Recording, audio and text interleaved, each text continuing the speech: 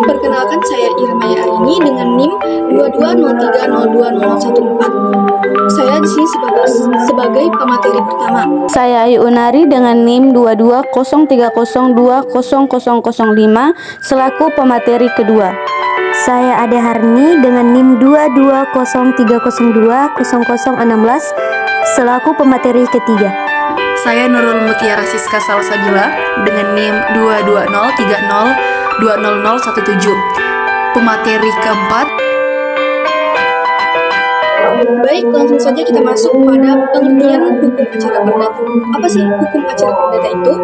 Hukum acara perdata adalah bagian dari hukum yang mengatur tentang tata cara penyelesaian sengketa yang melibatkan hak-hak perdata atau perikatan antara individu atau entitas hukum. Ini mencakup prosedur pengajuan gugatan, persidangan, bukti, dan segala sesuatu terkait dalam penyelesaian permasalahan hukum perdata di pengadilan. Hukum acara perdata bertujuan untuk memastikan bahwa proses hukum berjalan dengan adil dan sesuai dengan aturan yang berlaku. Selanjutnya, kami mengambil definisi dari dua para ahli. Yang pertama, menurut Profesor Dr. Mujatno, beliau mengatakan, hukum acara perdata merupakan bagian dari hukum yang mengatur segala sesuatu yang berkaitan dengan tata cara dan prosedur dalam penyelesaian sengketa perdata di pengadilan, termasuk pemanggilan pihak-pihak yang bersengketa, pembuktian, dan juga pengambilan keputusan. Kemudian, menurut Profesor Dr. Subekti, hukum acara perdata adalah hukum yang mengatur proses peradilan yang berhubungan dengan perkara perdata, yaitu perkara yang menyangkut hak-hak perorangan dan perikatan antara individu atau badan hukum.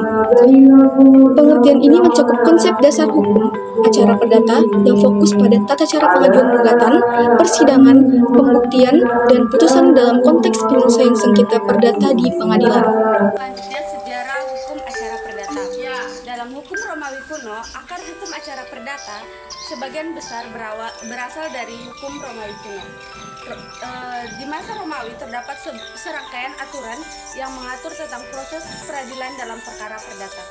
Prinsip-prinsip ini mempengaruhi perkembangan hukum acara perdata di berbagai negara di seluruh dunia.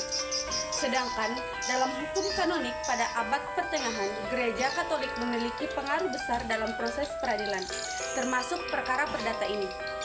Hukum kanonik yang diterapkan oleh gereja mengatur tentang tata cara penyelesaian sengketa yang melibatkan perkara perdata, khususnya yang berkaitan dengan pernikahan dan juga harta kekayaan. Kemudian pada abad pertengahan dan masa Renaissance di Eropa, hukum acara perdata mengalami perkembangan lebih lanjut. Pengadilan sekular mulai menggantikan peran gereja dalam penyelesaian sengketa perdata, dan aturan-aturan hukum acara perdata yang lebih modern mulai muncul pada saat itu. Setelah itu masuk pada abad pencerahan, di mana pemikiran hukum dan peradilan menjadi lebih rasional dan ilmiah. Prinsip-prinsip seperti prinsip kontradiktif atau kedua belah pihak harus diberikan kesempatan untuk membela diri mulai berkembang, yang masih menjadi bagian penting dari hukum acara perdata hingga pada saat ini. Dan yang terakhir, pada zaman modern di berbagai negara, hukum acara perdata terus mengalami reformasi dan perkembangan. Prinsip-prinsip seperti hak atas pengadilan yang adil, akses keadilan, dan peningkatan prosedur hukum telah menjadi fokus utama dalam perkembangan hukum acara perdata hingga saat ini. Baik, langsung saja kita membahas tentang sumber hukum acara perdata. Sumber hukum acara perdata ini terbagi menjadi 5. Yang pertama yaitu undang-undang. Undang-undang atau kode hukum acara perdata yang mengatur prosedur pengajuan, gugatan, persidangan, bukti, banding, dan eksekusi putusan pengadilan. Yang kedua yaitu peraturan perundang-undangan. Peraturan-peraturan yang dikeluarkan oleh pemerintah atau lembaga-lembaga terkait yang mengatur prosedur-prosedur lebih rinci yang berkaitan dengan hukum acara perdata. Yang ketiga yaitu putusan pengadilan. Presiden atau putusan pengadilan sebelumnya dalam kasus-kasus serupa yang dapat menjadi pedoman bagi pengadilan dalam memutuskan kasus yang baru. Yang keempat yaitu doktrin hukum. Pendapat para ahli dan literatur hukum yang dapat memberikan interpretasi dan panduan tambahan terkait hukum acara perdata. Yang kelima yaitu adat istiadat. Di beberapa negara, adat istiadat atau praktik hukum yang diterima secara tradisional juga dapat mempengaruhi prosedur hukum acara perdata. Asas-asas hukum acara perdata.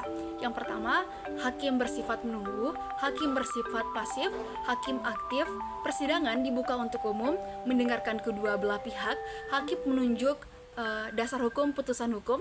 Lalu yang selanjutnya, hakim harus memutus semua tuntutan, tidak beracara dikenakan biaya, tidak diharuskan untuk melakukan perwakilan. Lalu perbedaan hukum acara pidana dan hukum acara perdata. Yang pertama adalah hukum acara pidana. Hukum acara pidana adalah hukum yang mengatur tentang tata cara beracara dalam lingkup hukum pidana.